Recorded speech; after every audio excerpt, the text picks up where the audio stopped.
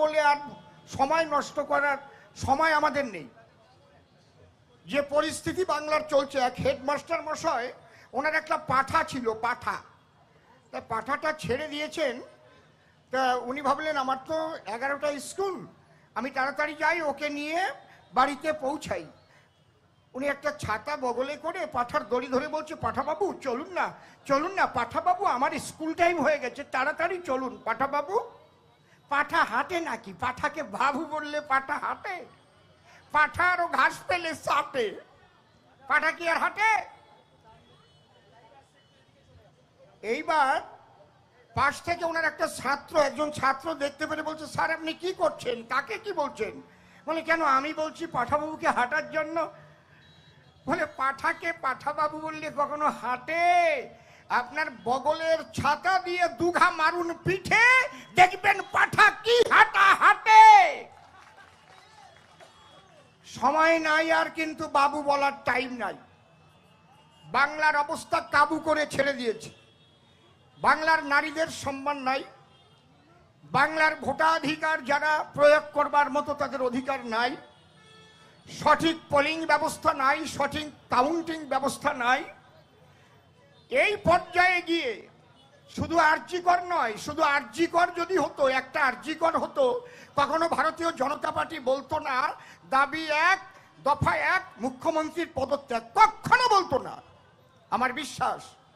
কিন্তু বাংলার পরিস্থিতি যা করে ছেড়েছে, আমি 2-1টা কথা বলেই গান ধরবো। গান গাওয়ার মধ্যে দিয়েই বলি, মানে ওনার যে পরিস্থিতি, ওনার যে কোনো ভাবে গদি চাই, গদি। তাতে শাহজাহানরা যা করুক, আর ওই কি নাম, কি ঘোষ, সন্দীপ ঘোষ যা করুক, তাতে ওনার কোনো আপত্তি নাই। আমি আস্তে আস্তে গাড়িতে বসে একটা গান লিখছিলাম, আমার কাছে একটা ভিআইপি গেস্ট কার্ড ছিল তার উপরে গাড়ির মধ্যে, সেই গানটা আগে গাই।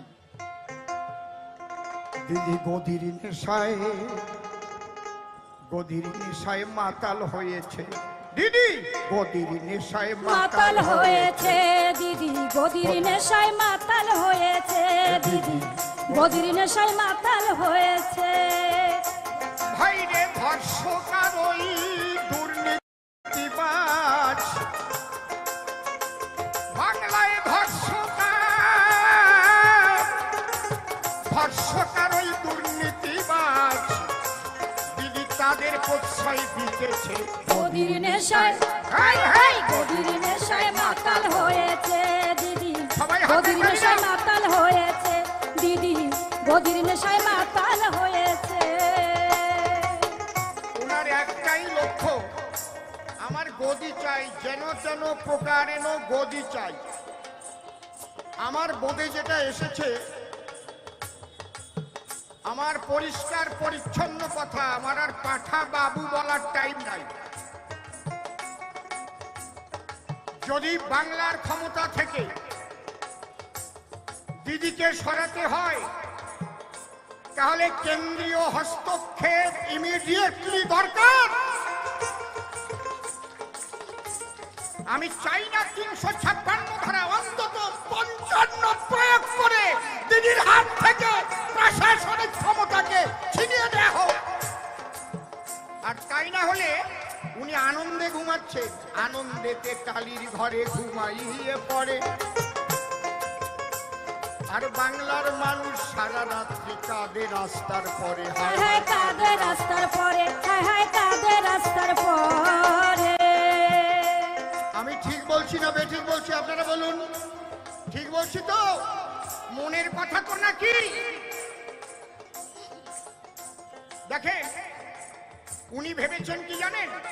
আরে এরা হাঁপিয়ে যাবে, কয়দিনই বা রাস্তায় থাকবে, কটাই বা ধর্ণা করবে, তারপরে দুর্গা পূজা এসে যাবে, কালী পূজা এসে যাবে, সেই আনন্দে ভেসে যাবে, আর কিচ্ছু মনে থাকবে না।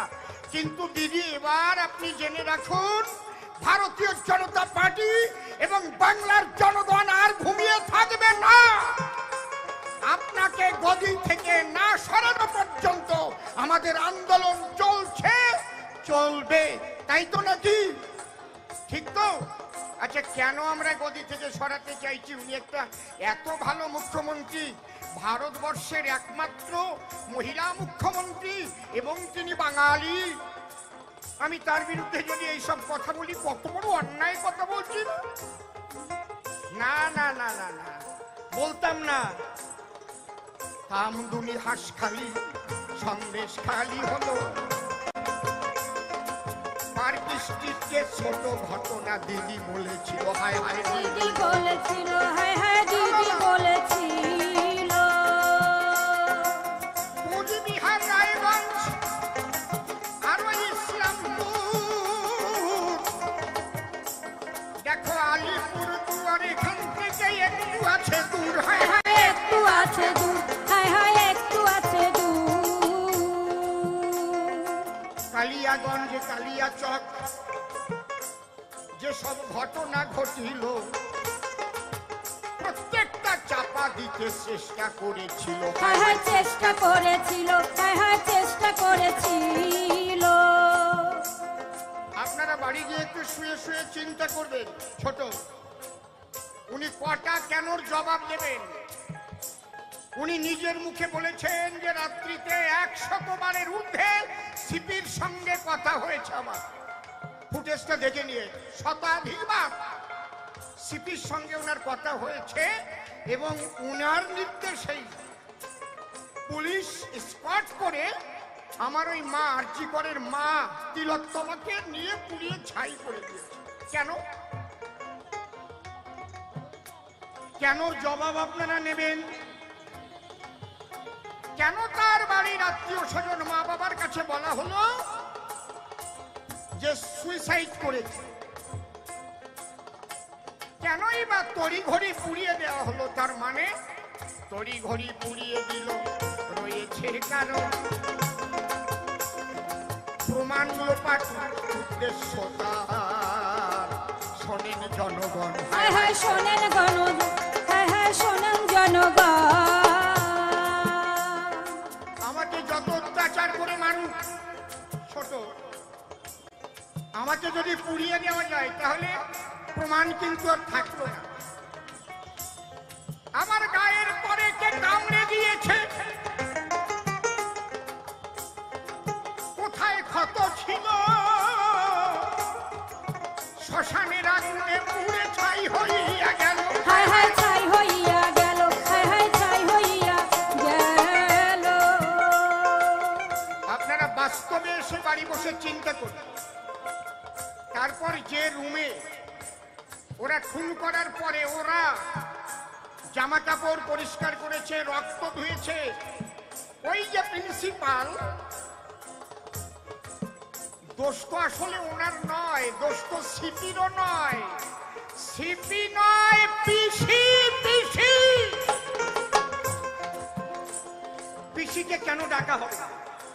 একটা পয়েন্টের উপরে কেন ডাকা হবে না? উনি 100 বার সিপির সঙ্গে কথা বলে তড়িঘড়ি যখন পোড়ানোর ব্যবস্থা করেছেন, এর উদ্দেশ্য, এর জন্য কেন ডাকা হবে না? ইন্দিরা গান্ধীকে তার বডিগার্ড গুলি করে মেরেছিল এই বেয়ান্ত সিং আর শতবন্ধু। একজন জায়গায় শেষ হয়ে গেছিল, আর একজন পরে ফাঁসি হল। তার সঙ্গে আর একজনের ফাঁসি হয়েছিল, তার নাম কি? কেহর সিং। কেন? তিনি মাস্টার মাইন্ড ছিলেন। তাহলে কেহর সিং স্পটে না থেকে মাস্টার মাইন্ড হয়ে যদি ফাঁসি হতে পারে, তাহলে দিদি মনির ফাঁসি হবে না কেন? আমি জবাব চাই। খুব ভালো কথা বলেছেন আমার শ্রমিক দাদা। দেখতে ভদ্রচিত, মনটা বড় সাদা। হায় হায় মনটা বড় সাদা, হায় হায় মনটা বড় সাদা। বলেছে শুধু তিলোত্তমার ফাঁসি নয়, আমরা রাজ্য সরকারের ফাঁসি চাই। তাই বাংলার মানুষ পথে এবার নেমেছে সবাই। হায় হায় নেমেছে সবাই, হায় হায় নেমেছে সবাই।